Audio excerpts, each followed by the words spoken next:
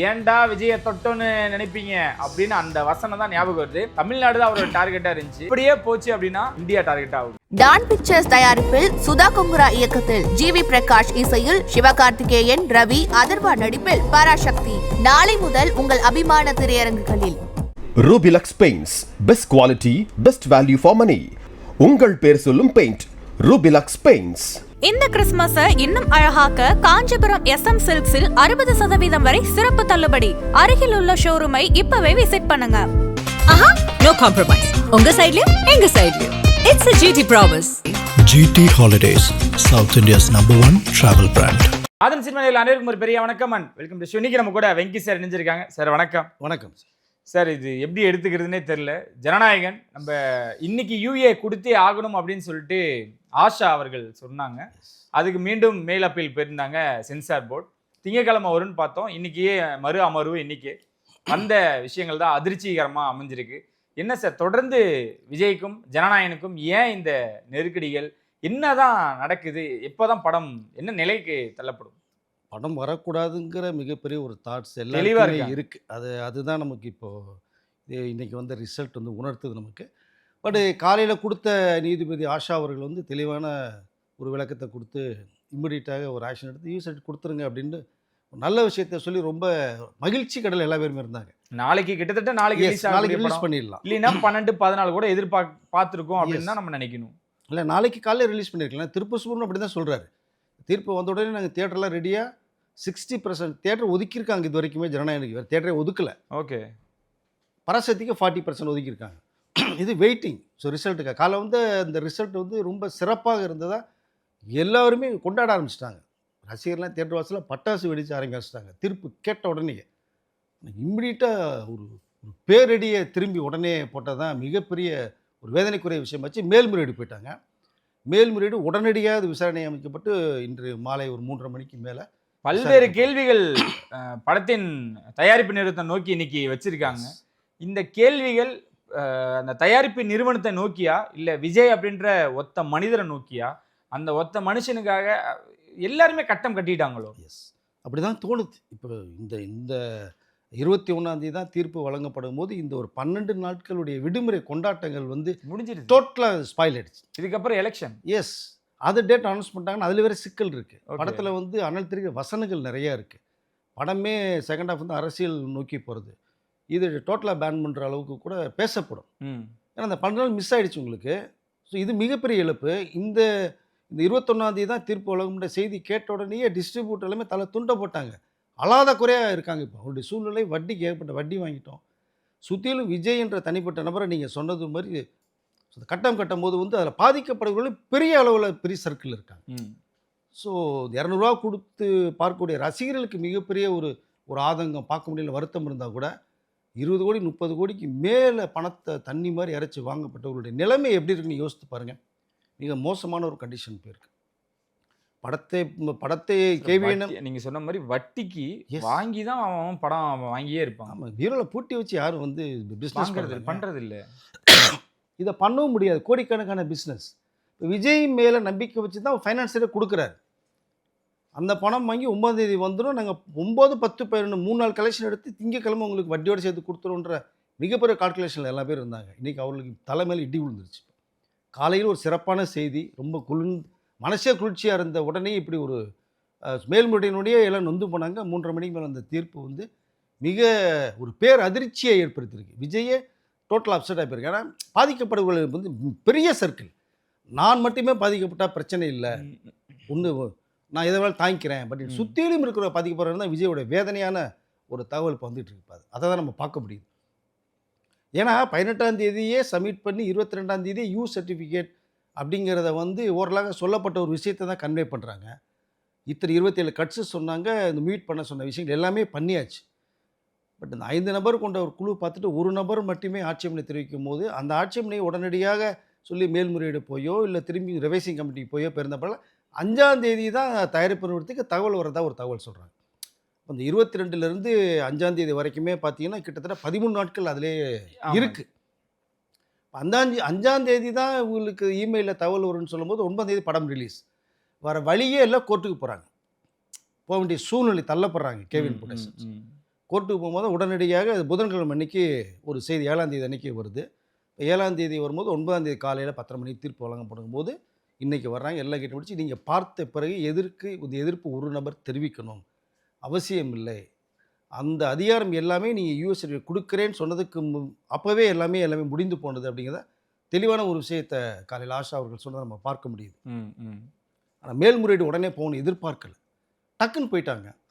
போன உடனேயே இன்று இந்த மாலையே வந்து அவசர ஏதாவது விசாரணை அமைக்கும் போது 3:30 மணிக்கு மேலே நடைபெற்றதில் நல்ல செய்தி வரும். ஏன்னா நம்ம நடக்கிறது இங்கே ஹைகோர்ட்டில் நடக்கிற ஒரு விஷயந்தான். காலையில் ஒரு நல்ல செய்தி வரும்போது கண்டிப்பாக அதனுடைய சார்பாக தான் இந்த செய்தி வரும் அப்படி தான் எல்லாருமே எதிர்பார்க்கப்பட்ட ஒரு விஷயமாக இருந்தது. பட்டு இந்த 21ஆம் தேதி தான் தீர்ப்பு வழங்கப்படும் போது அது டோட்டலாக இடிஞ்சு எல்லாமே உளுந்துட்டாங்க. பெரிய ஒரு கோட்டையே இடிஞ்சு இந்த தரைமட்டமானது மாதிரி ஆகிப்போச்சு. சார் நம்ம சின்ன வயசுலேருந்து கேட்டிருப்போம், மொத்த மனுஷனுக்கு எவ்வளோ பேர் நின்னாங்க தெரியுமா, எவ்வளோ எதிர்ப்புகள் வந்துச்சு தெரியுமான்னு. சின்ன விஷயங்கள் நம்ம கேட்டு நம்மளுக்கு இருந்திருப்பாங்களா அப்படின்னு கேள்வியில் இருக்குது. கிட்டத்தட்ட அதுதான் இப்போ நம்ம நேரில் விஜய் அவர்களை பார்க்குறோமோ. சார் தனிப்பட்ட முறையில் அரசியல் ரீதியில் எவ்வளோ விஷயங்கள் இருக்கட்டும், எப்படி சார் ஒரு மனுஷனை ஒரு படத்தை ஒரு படைப்பை 500 கோடி சுற்றி இருக்கக்கூடிய ஒரு பிஸ்னஸை இப்படி முடக்கலாம் நினைக்கக்கூடியவங்களுக்கு இப்போ விஜய் அதை வந்து நம்மளுக்கு வந்த தகவலின்படி என்ன விஷயம் நம்ம உடனே அதை கிளியர் பண்ணுங்க, விஜய் அவர்கள் பேசினதாகவும் இல்லை விஜயை அவங்களோட வளையத்துக்குள்ளார வர வைக்கிறதுக்காகவும் என்ன நடக்குது, இது எங்கே தான் போய் முடிவு, என்ன முடிவு? இல்லை எல்லாமே ஒரு கட்டம் கட்டி மாதிரி தான் எல்லாமே மூவ்மெண்ட் இன்ச்சு பை இன்ச்சாக போயிட்டுருக்கு. தனிநபர் அடிக்கணுமா நீங்கள் அரசியல் ரீதியாக எதை வேணாலும் வந்து அவரை நீங்கள் பல அம்புக்கணையில் ஏவி விடலாம், தப்பே கிடையாது. அதை தாங்கக்கூடிய சக்தி அவருக்கு இருக்குது. நான் திரும்ப போகிற ஐடியாவே இல்லைங்கிற விஷயத்தை தெளிவாக வேறு படத்தின் மூலமாக வேறு சொல்லிட்டேன். இந்த படத்தின் மூலமாக நிறைய விஷயங்களை தெரிக்க விட்றாரு. அதுதான் இங்கே மக்களை வந்து சிந்திக்கிறது மாதிரியான இருக்கும். நீங்கள் அப்போ நம்ம 1947 முன்னாடி இண்டிபெண்டன்ட் அப்போலாம் எவ்வளோ நிகழ்ச்சிகள் படங்கள் மூலமாக போராட்டங்கள் மூலமாக மக்களுக்கு ஒரு எழுச்சியை உருவாக்கின விஷயங்கள் நிறையா இருக்குது. இந்த படம் வந்தாலும் கிட்டத்தட்ட மக்களுடைய மனதை திசை திருப்பம் அப்படிங்கிற அளவுக்கு தான் இந்த படம் அமைக்கப்பட்டிருக்கு. இப்போது தனிநபரை வந்து அடிச்சு என்ன பண்ண போகிறோம்? இப்போ விஜய் ஒரு முடிவுக்கு வர்றாரு. அவர் கேவிஎன் ப்ரொடக்ஷன் 400 கோடி ரூபா பட்ஜெட்டில் தயாரிக்கப்பட்ட படம் 500 கோடி பிஸ்னஸ் பண்ணியாச்சு. மற்றவர்கள் எல்லாமே பாதிக்கப்படுறாங்க. படம் இது எப்போ ரிலீஸ் ஆனாலுமே அது பொங்கல் தான் இன்றைக்கி, ஒன்றும் பிரச்சனை கிடையாது. மிகப்பெரிய வெற்றி பெறும். அந்த வெற்றி சாதனையை படம் இந்த பெஞ்ச் மார்க்குன்ற ஒரு 1000 crores அடிக்குமான்னு நீங்கள் கேட்டுட்டு இருந்த நிறைய கேள்விகளுக்கு இனிமேல் வர்ற அடுத்த கட்டத்துக்கு வரும்போது படம் அடிக்கும். அது வேற. இப்போ இருக்கிற சூழ்நிலையை தான் நம்ம பார்க்க வேண்டியதாக இருக்குது. விஜய் என்ன பண்ண போகிறார்? ஸோ இதுலேருந்து ஏற்கனவே அடி மேலே அடி வாங்கிட்டு என்ன பண்ணுறதுனே தெரியாமல் அவர் நகர்ந்து போய்கிட்டே இருக்கார். இப்போ இந்த அடி எப்படி தாங்க முடியும்? ஆனால் எதையும் தாங்கும் இதயம் அவருக்கு இருக்குது அப்படிங்கிற அண்ணா அவர்கள் சொன்னது மாதிரி எதையும் தாங்க இதயத்தை நான் உருவாக்கிக்கிட்டேன் அப்படின்னு சொல்கிறார் விஜய். ஸோ மொத்தத்தில் கேவிங்கிட்டையும் பேசி கவலைப்படாதீங்க அப்படின்னு விஜய் சொன்னதாக ஒரு தகவல். டிஸ்ட்ரிபியூட்டர் போக்குவரத்து மத்தியில் அவர்கள்ட்டையும் ஒரு பேசி என்னென்ன இம்மிடியேட் பாதிப்புகள் என்னென்ன இருக்கோ அதை சரி செய்யலாம்ன்ற ஒரு விஷயத்தை பேசப்பட்டிருக்க ஒரு தகவல் வருது. விஜய் ஒரு சிறப்பான முடிவை கண்டிப்பாக இதில் எடுப்பார். யாருமே பாதிக்கப்படக்கூடாது, என்னால் நான் பாதிக்கப்பட்டு மட்டும் போதும் அப்படின்னு அந்த ஒரு முடிவு எடுக்கிறதா இருக்குது. சம்மந்தப்பட்டவர்கள் அழைத்து என்ன பேசணுமோன்ற அளவுக்கு பேசப்பட்டுருக்கு. நம்ம நாளை மறுநாள் இந்த சந்திப்பு நிகழும்னு நான் நினைக்கிறேன். விஜய் ஒரு இறுதியான ஒரு முடிவு எடுக்கிறார். உச்சநீதிமன்றமும் போவாங்க, கேவிஎன் இதோட நிற்க மாட்டாங்க, மறுபடியும் உச்சநீதிமன்றம் போவாங்க. அதுவும் திங்கக்கிழமை அங்கேயும் அவசர அமர்வு மாதிரி ஒரு ஏற்பாடுகள் நடக்க போகுது அப்படின்ற விஷயங்கள் கேள்விப்படுறோம். வாய்ப்புகள் இருக்கா? கேவிஎன் முன்னெடுப்பாங்களா?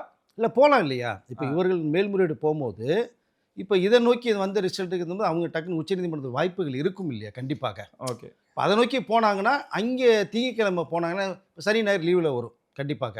ஸோ சனி ஞாயிறு இந்த லீவில் வரும். அதனால் மண்டே போனாங்கன்னா அவசர காலமாக உடனடியாக விசாரிக்கப்பட்டால் அதனுடைய விஷயங்கள் ஆராய்க்கப்பட்டால் கண்டிப்பாக ஒரு தீர்வு வரும். அது எப்படிப்பட்ட தீர்வு அங்கேயே வரும்ன்றது நம்ம சொல்ல முடியாது. ஓகே. ஸோ உச்சநீதிமன்றம் என்ன சொல்லுவோம், கீழ்கோர்ட்டில் என்ன சொல்லப்பட்டதோ, ஏன்னா சென்சார் போர்டுங்கிறது மத்திய தணிக்கை குழு நிர்வாகம். ஸோ செல்வாக்கு எல்லா இடத்துலையுமே அவர்களுக்கு இருக்கு. அப்படிங்கும்போது அங்கே இவர்கள் கேவிஎன் உச்சநீதிமன்றத்துக்கு போனால் கூட அங்கே தீர்ப்பு எப்படி வருங்கிறது நமக்கு தெரியாது. சூழ்நிலைகள் வந்து நீங்கள் சென்சார் போர்டு அதிகாரிகள் சொல்கிறத வச்சு தான் அவர்கள் ஒரு ஜட்ஜ்மெண்ட் பண்ணுவாங்க. அப்போது ப்ரொடக்ஷன் சைடு திரும்ப என்ன சொல்ல முடியும்? சார் நாங்கள் 500 கோடி நஷ்டமாயிரும், எல்லா பேரும் இதில் சுற்றிலும் 200 பேர் இருக்காங்க, உலகம் பூரா திரையரங்குகள் வாங்கின விநியோகத்தில் இருக்காங்க, பாதிக்கப்படுங்கிற விஷயத்தை தான் அவங்க முன்னிலைப்படுத்தப்படும். பட் என்ன ஒரே விஷயம் உள்ளது, மத சார்பாக சில விஷயங்கள் இருக்குது, அதை கட் பண்ணுறேங்கிறாங்க. ராவண சம்மந்தப்பட்ட சிலர் பிளட் ட்ரூப் பண்ணி அதையும் கட் பண்ணுறேங்கிற அளவுக்கு ஒத்துக்கிறாங்க கேவிஎன். இப்போ அதை கொடுத்துட்டாங்கன்னா இதை கட் பண்ண உடனே தரப்போகிறாங்க. டக்குன்னு யூஓவா இல்லை ஏ சர்டிஃபிகேட் கூட கொடுத்தா கூட பரவாயில்ல அப்படிங்கிற சூழலில் இருக்காங்க. இப்போ அப்படி கொடுத்தா கூட உடனடியாக திங்கக்கிழமை கூட ரிலீஸ் பண்ணிட்டு போகலாம். ஆனால் 21ஆம் தேதி வரைக்குங்கும் போது 13 நாட்கள் கடந்து போகுது. அதற்கு பிறகு இவர் இதுக்குள்ளே படம் பார்த்தா தான்.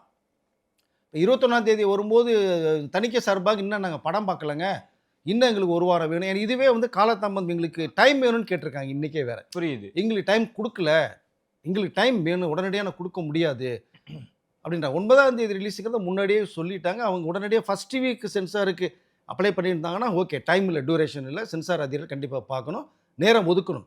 அவர் டிசம்பர் 18 கொடுத்துட்டாங்க. 22 நீங்கள் யூஏ தரேன்னு சொல்லப்பட்ட ஒரு விஷயம் இருக்குது, கையில தரல. ஆனா யூஏ அப்படின்ற உள்ள தகவல் வந்துருச்சு. அதுதான் இன்றைய நீதியரசர் ஆஷா அவர்கள் சொல்லும்போது கூட நீங்க எல்லாமே முடிந்து போனது, இதற்கு மேல நீங்க மேல்முடி போறதுக்கு ரைட்ஸ் இல்லைங்கிற அளவுக்கு ஒரு விஷயத்த ஒரு சொல்லதா ஒரு தகவல் இருக்கு இல்லையா? சரி, இன்னைக்கு 2 அமர்வு, ஒன்னு ஜனநாயகனுக்கு ஆதரவாகவும் ஒன்னு ஜனநாயகனுக்கு எதிராகவும் வந்திருக்கு.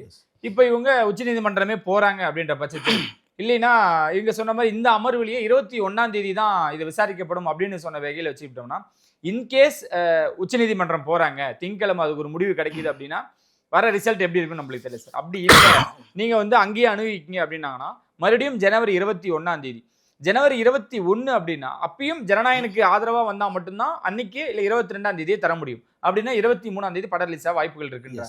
இல்ல சென்சார் போர்டுக்கு சாதகமா வந்துருச்சுன்னா அவங்க இன்னும் எவ்வளவு நாட்களை நீடிக்க நினைப்பாங்க? எப்போ அவங்க கைக்கு போயிருச்சுன்னா இன்னும் அவங்களோட ஆட்டம் என்னவா இருக்கும்? டைம் எடுக்க நிறைய இருக்கு சார், ரைட்ஸ் அவங்களுக்கு இருக்கு. இப்போ நீங்கள் சரத்குமார் ஜிவி பிரகாஷ் படமே கிட்ட 2 வருடமாக மேல்முறையீடு போயிட்டு அப்படியே ரிவிஷன் கமிட்டி போய் அப்படியே துண்டா கிடக்கிறதா ஒரு தகவல் படம் ஒன்று இருக்குது. ஸோ இப்படி நிறைய படங்கள் முன்னாடி பாய்ஸ் படம் கூட இந்த அளவுக்குலாம் அந்த பாதிக்கப்பட்ட ஒரு சங்கர் படம் கூட இருக்குது.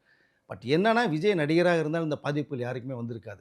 ஒரு அரசியல் நோக்கி தமிழகத்தை நோக்கி வெற்றி பாதையில் போகும்போது இது தாங்கிக் கொள்ள முடியாத அளவுக்கு மற்ற இதயங்கள் இருக்குன்னு தான் சொல்ல முடியும்.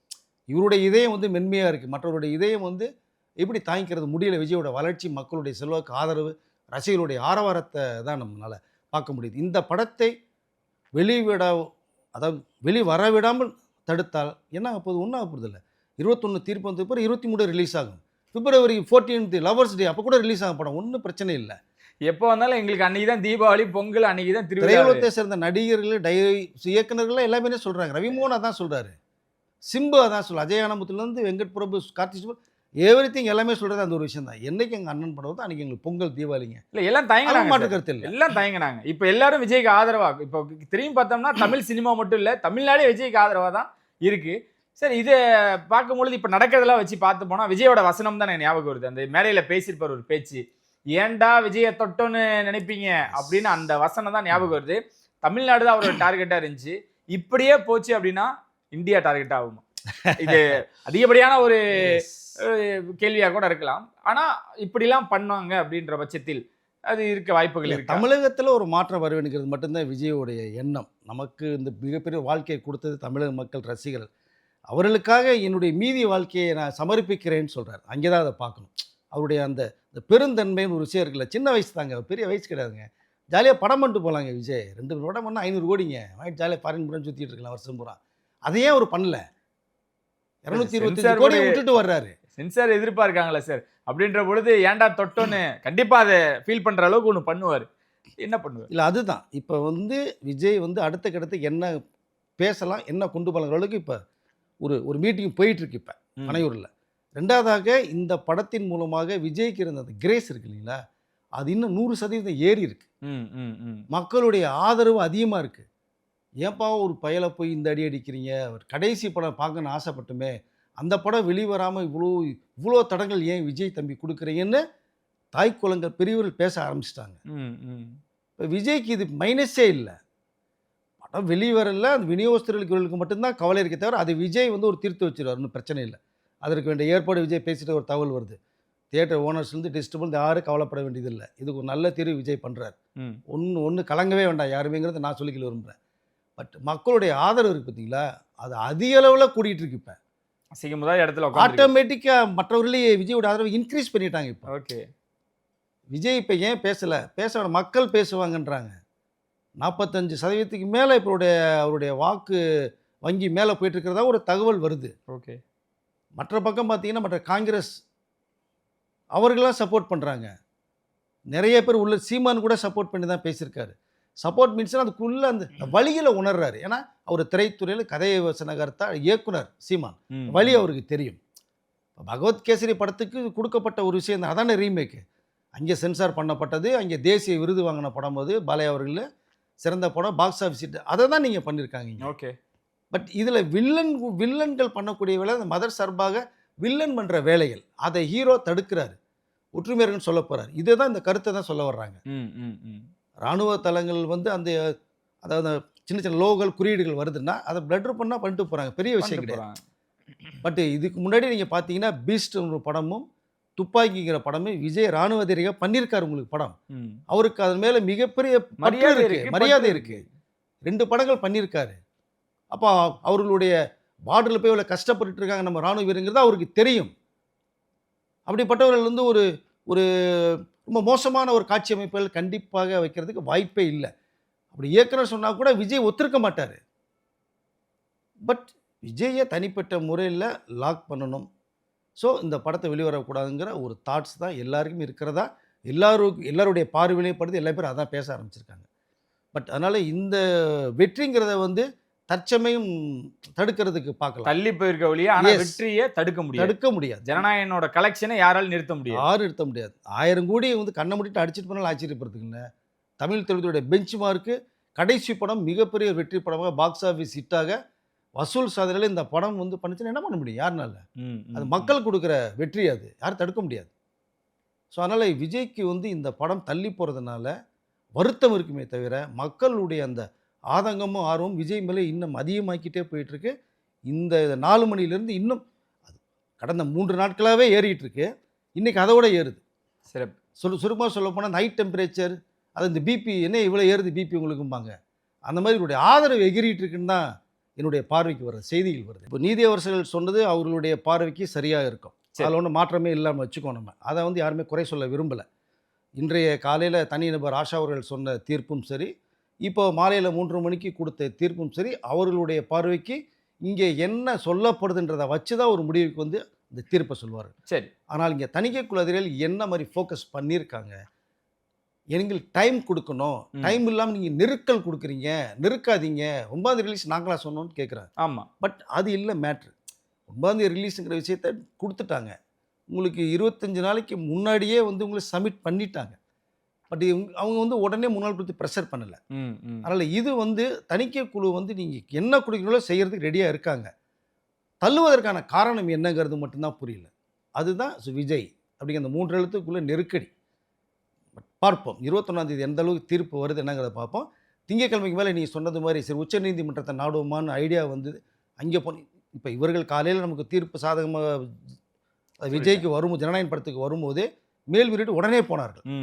இதை கேட்டு இவர்கள் அட்வொகேட் ஆலோசனை பண்ணி நாளைக்கு கூட உச்சநீதிமன்றம் மூலம் தீ கூட சப்மிட் பண்ணி பார்ப்போம். இல்லை விஜய் அவர்கள் என்ன சொல்கிறாருன்னா, ஒன்று வேணாம் விட்டுருங்க, படம் வரும்போது வரட்டும், பார்த்துக்கலாம், 500 கோடி தான் நஷ்டம் ஆச்சுன்னா நான் பார்த்துக்கிறேங்களும் சொல்கிறதா இருக்கார் விஜய். சிறப்பு. நான் பார்த்துக்கிறேன், கவலையே படாதீங்க அப்படி விஷயத்தை இப்போ வந்து விஜய் கையில் எடுத்திருக்கார். இப்போ இந்த ஒரு விஷயத்தை பண்ணி எல்லாமே பண்ணாங்கன்னா அவருடைய இந்த மவுஸ் கிரேஸ் எப்படி உங்களுக்கு ஏறும்? விஜய் பிடிக்காதவர்களுக்கு இப்போ பிடிக்க போகும். தமிழ் திரையுலகத்தில் விஜய் பிடிக்காத நிறைய பேர் இருக்காங்க, ஆனால் இந்த செய்தி மூலம் நிறைய பேர் பிடிக்க வரும்.